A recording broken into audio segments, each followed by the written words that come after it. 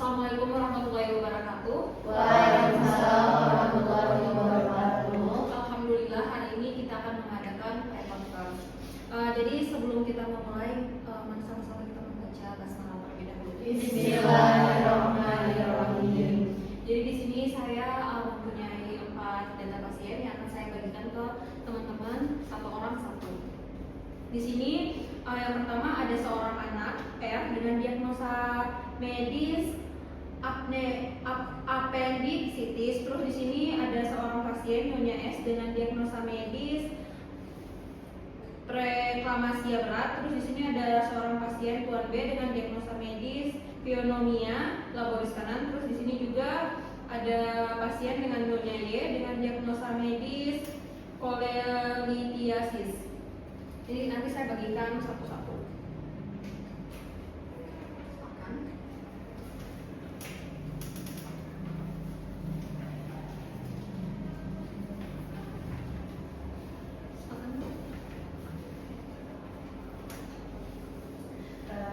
Saya perawat yang pasien atas nama dengan Y, usianya 45 tahun, jenis kelaminnya perempuan. Diagnosa medisnya cholelithiasis dengan kolesistitis akut. Rencana tindakannya laparoskopis, koleksiktektomi. Status operasinya baritik. Untuk pengkajian praoperasinya, kondisi fisik pasien itu GCS 15, deteksinya tekanan darah 140/90 mmHg, nadinya 104 kali per menit, respirasinya 22 kali per menit, suhunya 37,8 derajat Celcius, nyeri kuadrat kanan atas skala 6/10, alergi obat tidak ada, riwayat penyakitnya hipertensi. Untuk pemeriksaan penunjangnya USG abdomen, batu pada kantong empedu ukuran 1,5 cm.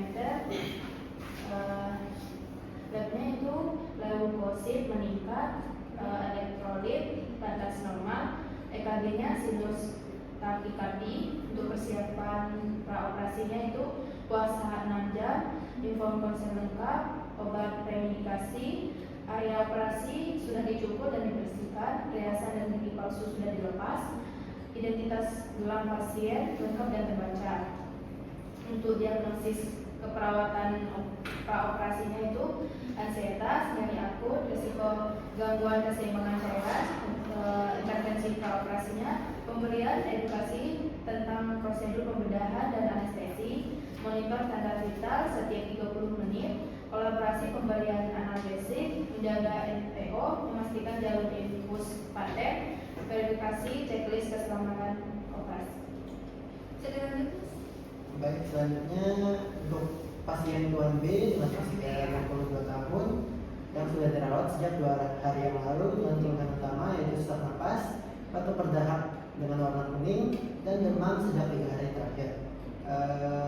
Saturasi oksigen menurun menjadi 91% dan frekuensi napas menjadi 26 kali per menit. Untuk riwayat penyakitnya, pasien mempunyai riwayat PPOK atau penyakit paru obstruktif kronis selama 8 tahun dan rutin menggunakan inhaler bronchodilator, namun sering tidak teratur. Pasien memiliki riwayat merokok berat selama 35 tahun dan hipertensi yang terkontrol. Pasien 2 hari yang lalu masuk ke IGD dengan diagnosis pneumonia lebaris kanan. Dilakukan rawat inap. Untuk terapi saturasi masih dengan 91% yang meningkat menjadi 95%, dan juga napas terdengar ronki basah di basal kanan dan wheezing ringan bilateral. Tekanan darah 146/88 mmHg, nadi 104 kali per menit, dan suhu 38,2 derajat. Itu saja. Bisa dilanjut. Baik, perkenalkan saya perawat Aisyah yang bertugas memegang pasien anak R, usianya 6 tahun, jenis kelaminnya laki-laki, diagnosa medisnya appendicitis akut, rencana tindakannya appendektomi, operasi pengangkatan dan usus buntu, tanggal operasi hari ini pukul 10. Keluhan utama nyeri perut kanan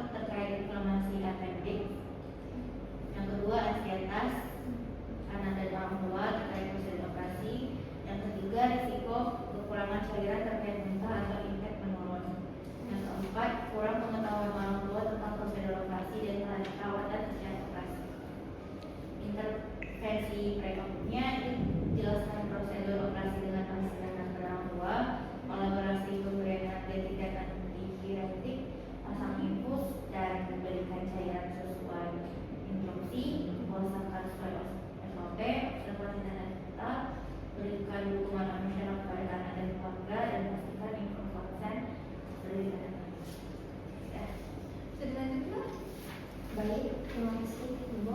Saya perawat Resti, saya perawat yang bertanggung jawab atas pasien Nyonya S, usia 27 tahun, P2P1A0, usia kehamilan 37 minggu, diagnosa medis preeklamsia berat, rencana tindakannya sesio-cesaria emergensi, alergi tidak ada, asanya 3. Pasien datang ke IGD dengan keluhan sakit kepala hebat, pandangan kabur dan bengkak pada tungkai. Tekanan darah 170/110 mmHg, janin menunjukkan distress fetal, DJJ 170 kali per menit, variabilitas minimal. Dokter Objin memutuskan dilakukan SC segera untuk mencegah eklamsia dan gawat janin. Data pre-op-nya, pasien mengatakan pusing berat, mengeluh melihat kilatan cahaya, merasa sangat cemas terhadap kondisi bayinya. Kemudian tekanan darahnya 170/110 mmHg, nadinya 104 kali per menit, RR-nya 22 kali per menit, SPO2-nya 98%, proteinuria-nya +3, kemudian refleks patella meningkat.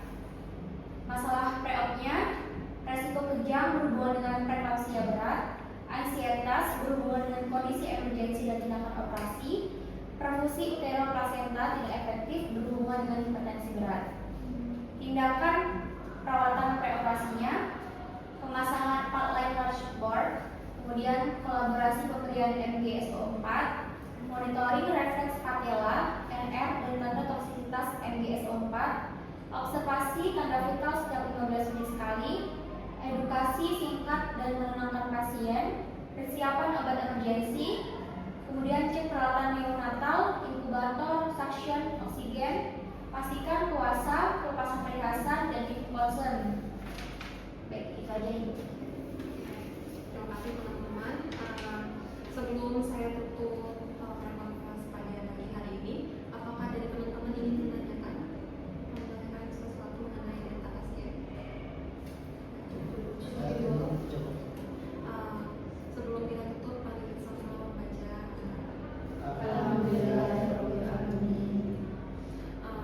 Selamat melakukan pekerjaan kalian. Semoga kita semua bisa bekerja sama dengan baik.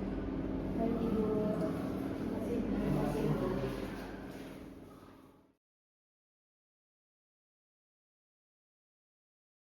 Assalamualaikum warahmatullahi wabarakatuh. Waalaikumsalam warahmatullahi wabarakatuh.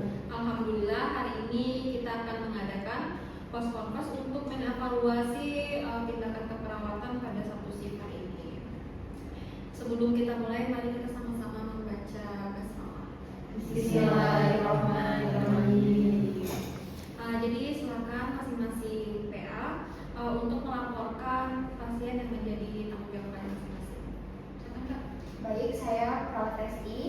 Di sini saya melaporkan tindakan yang sudah saya lakukan. Hasil operasinya yaitu FC emergensi yang dilakukan dengan anestesi spinal.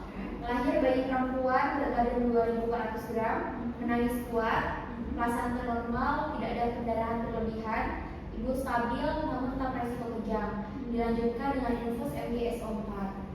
Kemudian data PO-nya di RR itu pasien merasa masih pusing ringan, ada rasa nyeri skalanya 5 di area incisi. Kemudian tekanan darahnya 150/95 mmHg, nadi 98 kali per menit, SPO2-nya 98%, RR-nya 16 kali per menit, refleks patella 2+, luka operasi kering, balutan utuh, output urin 40 ml per jam. Kemudian masalah post operasinya, resiko kejang berhubungan dengan preeklamsia berat, nyeri akut berhubungan dengan insisi saat operasi, resiko pendarahan postpartum.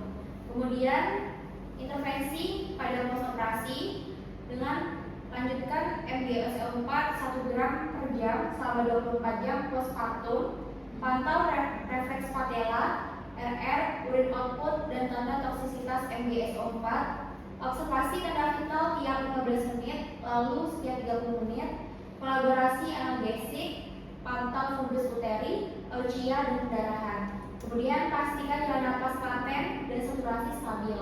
Edukasi ibu tentang mobilisasi dini setelah 6 jam. Evaluasinya tidak ditemukan tanda-tanda toksisitas MgSO4, tekanan darah mulai turun dan stabil, nyeri terkontrol, pasien stabil dan siap dipindahkan ke ruang bifas. Silakan Kak. Baik, saya perwakilannya yang bertanggung jawab pasien atas namanya Y. Oh iya. Baik, saya akan melaporkan hasil tindakan operasi yang telah dilakukan, yaitu tindakannya laparoskopis koreksistektomi selama 90 menit, anestesi umum, tidak ada komplikasi intraoperatif, perdarahan minimal lebih kurang 50 ml, kondisi pasca operasinya IRR atau pacu, GCS-nya T4, P5, M6, 15, TTV-nya tekanan darah 130/85 mmHg, nadinya 98 kali per menit, respirasinya 20 kali per menit, SPO2-nya 98%. Nyeri skala itu 4/10, luka operasi 4 kor, kering, balutan utuh, mual sedikit, muntah berkurang, urin output pasca operatif adekuat, tidak ada reaksi lagi anestesi. Skor pemulihannya itu Albrecht score itu 9/10, boleh dipindahkan ke ruang perawatan, bromesnya 2, bisa angkat kaki, mulai ada kekuatan. Masalah keperawatan pasca operasinya nyeri akut akibat insisi pembedahan, resiko infeksi terkait pemasangan port laparoskopi, resiko mual muntah pasca anestesi, rencana dan tindakan keperawatan. Monitor TV setiap 15 menit, kolaborasi pemberian analgesik, observasi luka operasi, perdarahan, infiltrat, dan infeksi, pemberian posisi semi-fowler, edukasi, bantu napas dalam dan mobilisasi dini, pantau cairan dan intake output, pemberian antiemetik sesuai instruksi dokter. Yang terakhir itu evaluasi dan rekomendasi. Nyeri turun dari 4/10 ke 2/10 setelah analgesik. TTV-nya itu stabil, pasien sadar penuh dan kooperatif, luka bersih, direkomendasikan mobilisasi ringan, diet cairan bertahap, kontrol nyeri teratur. Silakan Kak. Baik, saya perawat yang sudah melakukan tindakan pada pasien anak ya. Untuk hasil operasinya, operasi appendektomi berlangsung lancar, tidak ada perdarahan yang berlebih, pasien stabil saat keluar akal. Kemudian kondisi pasca operasi di ruang RR itu tekanan darahnya 105/70 mmHg, nadinya 108 kali per menit, RR-nya 22 kali per menit, dan suhunya 37,5 derajat Celcius. Tingkat kesadarannya komposmentis, luka operasi kering, balutan bersih, skala nyerinya 4/10, tidak ada pusing, mualnya ringan. Masalah perawatan operasinya itu yang pertama nyeri akut pasca pembedahan, yang kedua risiko infeksi pada luka operasi, yang ketiga mual muntah pasca anestesi, yang keempat kesulitan mobilisasi awal pasca operasi. Kemudian intervensi operasinya berikan analgesia instruksi, pantau tanda-tanda infeksi pada luka, pantau tanda vital setiap 30 menit pertama, kolaborasi pemberian antiemetik bila manual, lanjutkan mobilisasi dini, duduk perlahan, berdiri, tidak dini, setelah diperbolehkan pastikan cairan infus adekuat. Untuk evaluasinya nyeri berkurang dari skala 6 ke 4, tidak ada tanda infeksi, orang tua memahami instruksi perawatan, anak mulai dapat duduk dan melakukan tidur halus, pasien stabil untuk dipindahkan ke ruang perawat. Baik, di sini saya dengan perawat Ismail akan memberikan hasil pemeriksaan saya terhadap Tuan B selama 1 shift sebelumnya. Di sini untuk masalah keperawatan yang saya prioritaskan sebelumnya adalah fokuskan pada gangguan ventilasi, lalu pembersihan jalan nafas yang tidak efektif, dan juga ada potensi penurunan perfusi jaringan akibat sesak. Selain itu juga karena pasien cenderung cepat lelah, jadi mobilisasinya harus bertahap.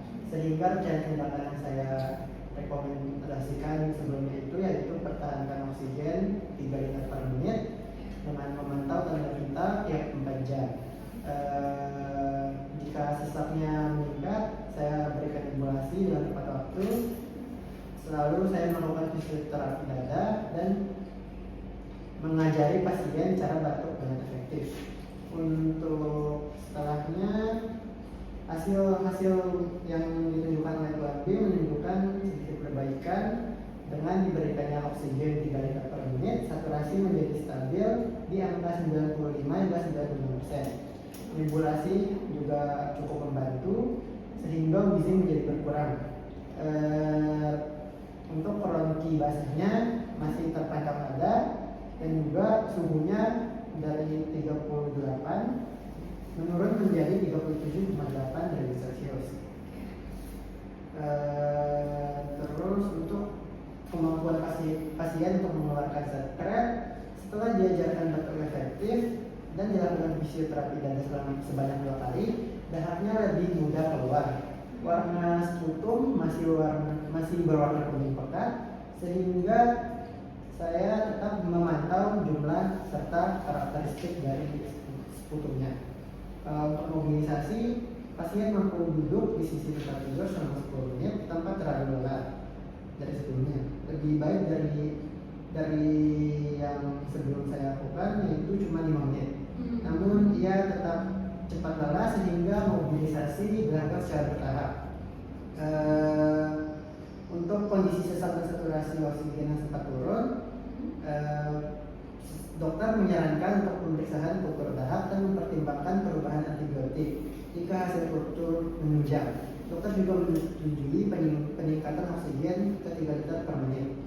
Untuk evaluasi, saya masih melakukan pemantauan pernapasan yang ketat, terutama tanda-tanda gagal napas. Sehingga saya melanjutkan fisioterapi dada, observasi suhu, dan menjaga hidrasi agar sekret tidak terlalu ketat. Mungkin bila dalam beberapa jam saturasi kembali menurun atau sesak, mungkin ada pertimbangan untuk melakukan NIV atau CPAP sesuai instruksi dokter. Jadi itu saja yang bisa saya sampaikan. Baik teman-teman, saya rasa itu cukup jelas. Jadi sebelum